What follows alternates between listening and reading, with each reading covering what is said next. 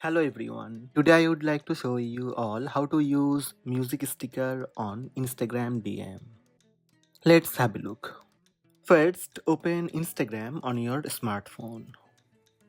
Tap messenger icon on top right.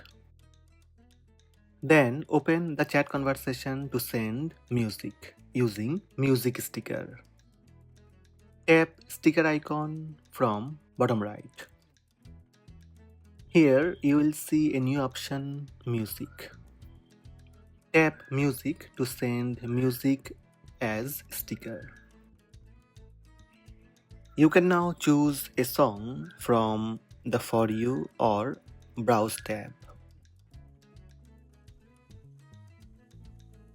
Or search for the song you want to send using the search music bar at the top.